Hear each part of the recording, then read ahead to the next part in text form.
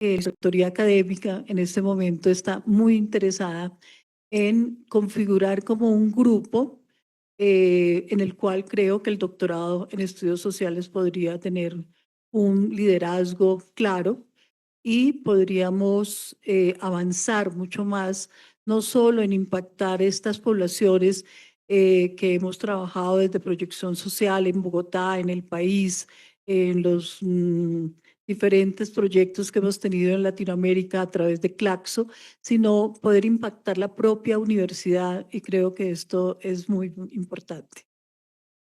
Bueno, continuamos entonces con el doctor Andrés Nieto, quien nos va a estar hablando sobre la emergencia de nuevas existencias, sobre estas nuevas subjetividades, sobre estos devenires que se están dando ahora, devenires monstruosos que podemos hablar también. Eh, los dejo entonces con el doctor.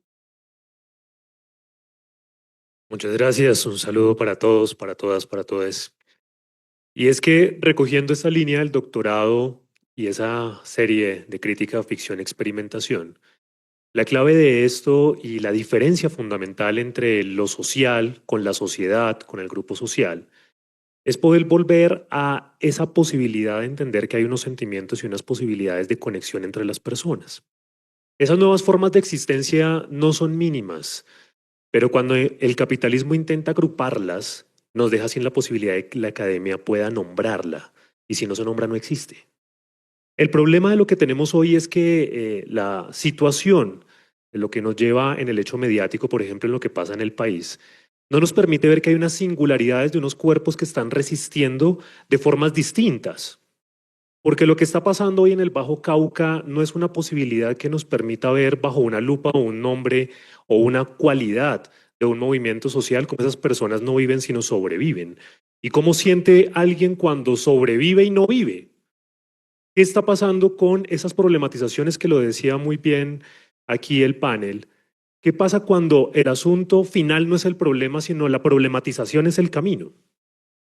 El doctorado en estudios sociales le apuesta precisamente a encontrar unas nuevas formas de ser, de vivir desde la diversidad, entendiendo que la primera responsabilidad de una persona que estudia una situación en un hecho que es un fenómeno tiene que quitarse las lupas de decir voy a enmarcar lo que estoy viendo en algo que ya existe, porque quizás ahí ya está ocurriendo algo distinto.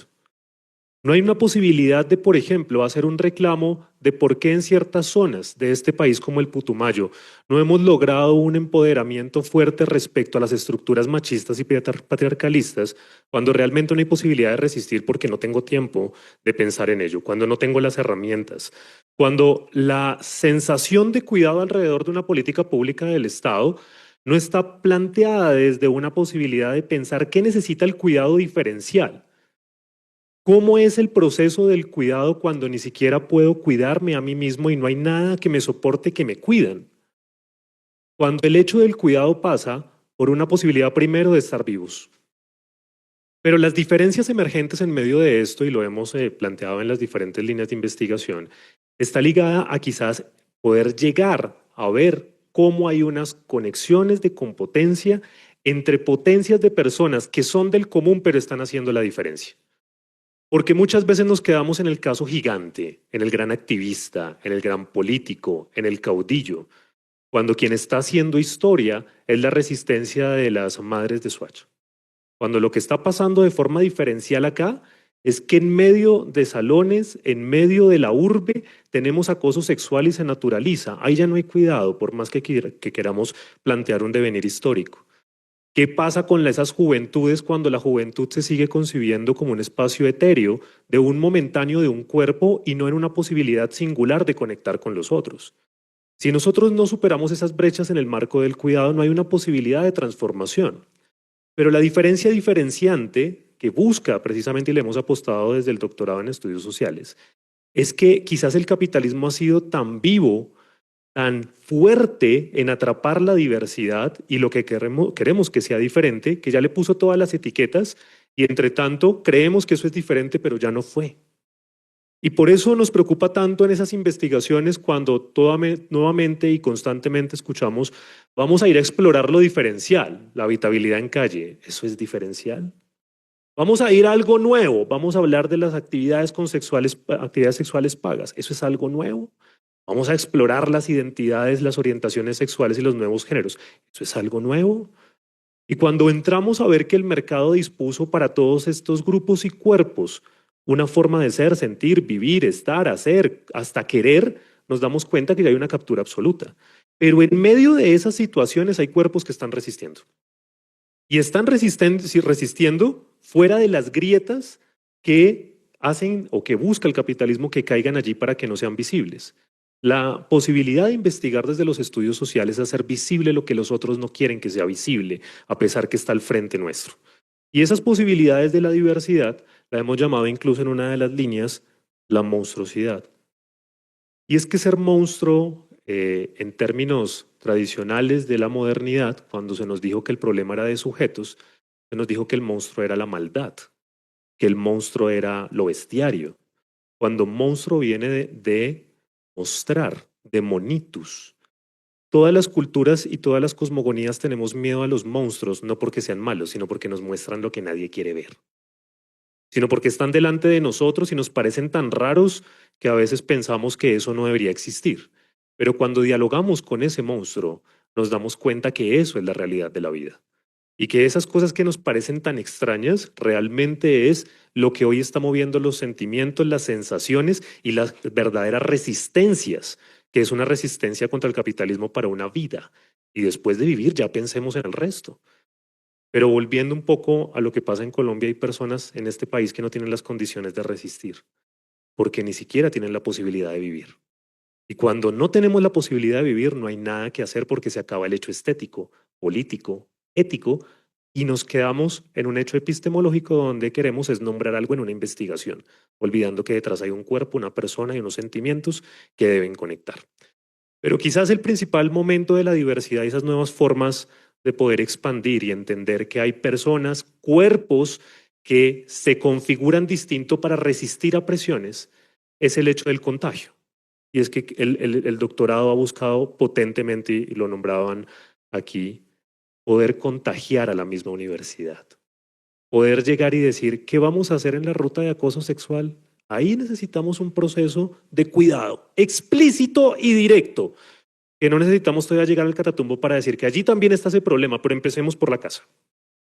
Pero empecemos que hay una política de cuidado con la salud mental de nuestros estudiantes que están ligados a las redes sociales y como muy bien lo hace la línea de comunicación o la línea de tecnología, de investigación, de nuevas formas, en unos patrones, por ejemplo, de algoritmos que les ha hecho pensar y sentir que hay una vida que todos llevan, cuando lo que hacemos es que accedemos a esos dispositivos y el mismo algoritmo nos convence que ese es el tema del día, esa es la forma de vivir y estamos en esa licuadora. Cuando logramos empezar a entretejer una posibilidad distinta de romper, nos damos cuenta que el estudio social estaría ligado a interpretar, a poder visibilizar, a dar la fuerza a aquello que parece invisible y ahí es donde está la fortaleza. Porque esa persona con un abrazo puede salvar al otro en medio de un proceso de una crisis de salud mental cuando no hay una política de cuidado en este país. ¿Cuántas veces nos escuchamos en la universidad sabiendo que el otro tiene un problema? ¿Cuántas veces pensamos que hay una posibilidad de que el otro siente y que yo debería no llegar a sentir lo mismo porque es imposible? Pero la competencia parte de la empatía y la compasión es empatía en potencia. ¿Cómo llegamos a ser empáticos con el otro y con la otra cuando no me envió el correo a la hora que es en el acto administrativo para pedir un salón? ¿Sabemos qué está pasando detrás en una política del cuidado en un país que no responde por sí mismo? No, y eso es lo que tenemos que hacer visibles, porque cuando lo nombramos empiezan las transformaciones sociales. La academia no se puede quedar en describir lo que ya pasó, sino que tiene que ser la visión del monstruo, lo que viene. Si somos capaces en la academia de poder visibilizar lo que viene y poder visibilizar las grietas, vamos a tener la posibilidad de generar esa posibilidad del temblor entre lo molar y lo molecular y entre tanto que las transformaciones sociales se den.